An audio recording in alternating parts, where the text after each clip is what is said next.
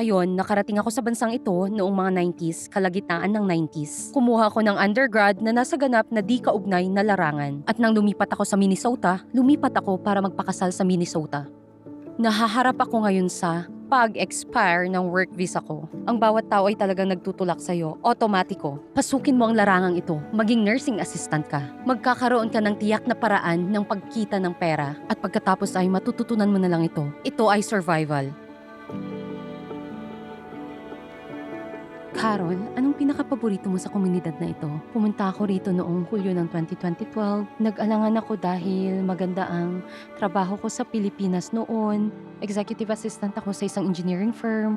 Ayun, naisip ko anong gagawin ko, hindi ko alam ang kultura. Tinanong ako ng isa sa mga kaibigan ng asawa ko kung pwede kong alagaan ng nanay niya na may maagang demensya.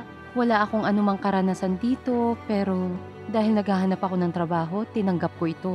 Noong panahong iyon, mayroong isang assisted living at memory care building na malapit sa lugar namin at naisip ko, magtatrabaho ko dito balang araw. Nag-apply ako ng trabaho, nagsimula ako bilang isang culinary aide.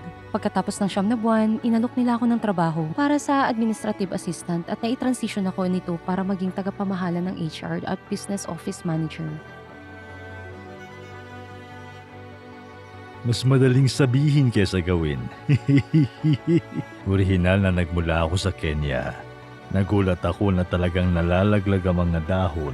Namamangha rin ako kapag umuulan ng niebe.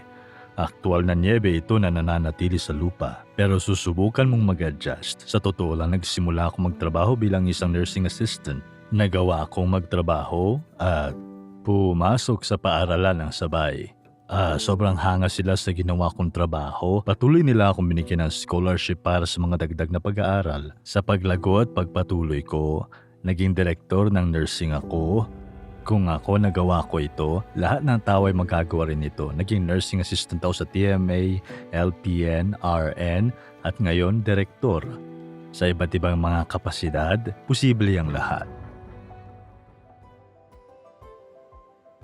Naisip ko na kumpiyansa ang isang bagay na kailangan mong matutunan para makipagsabayan sa kultura ng Amerika. Minsan, noong nakikipag-usap ako sa magulang ko, habang inaaral ko pa ang industriya, ang sabi nila, may kabastusan ka na, hinahinay ka lang, at naging napakahirap makipagkasundo sa kanila dahil ngayon, nagbago na ako para maging isang taong mas natural na di alam ng kultura namin kung paano tatanggapin sa pagkakaroon mo ng ganitong klase ng kaprangkahan. Ganun pa man, kapag titignan mo ang kwento ng isang imigrante, hindi ito tungkol sa kung sino ang kilala mo. Ito ay ang pagkakataong ibinibigay sa atin ng mga trabaho natin. Nagsimula na ako ngayong mag-organisa ng schedules, magsanay para sa customer service, makipag-connecta sa mga residente, nakikinig sa mga problema nila, tinitiyak na may follow-up at follow-through.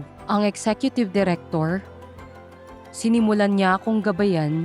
Sabi niya, sasanayin kita para magawa mo kung anong kailangan sa trabahong ito. At pagkatapos ay naging isa akong executive director. Ito ang pagbabago kung gusto mo nito. Kung nais mong lumago, may mga programa ng scholarship, may mga programa ng mentoring na pwede mong pagdaanan at pwede kang lumago sa bawat hakbang para magtagumpay ka.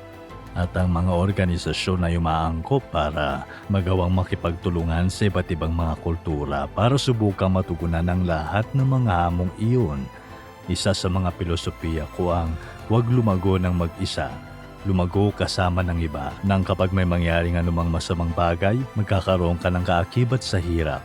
Maraming higit pa sa long-term care at napakaraming mga pagkakataon para magkaroon ng trabaho rito. Ang bawat aplos, ang bawat komunikasyong ginagawa mo at ang makita mo ang isang taong ngumiti ang naroon ka para sa kanila ay napakahalaga. Ang healthcare ay isa sa mga larangan na pwede mong mapuntahan upang makagawa ng pagkakaiba.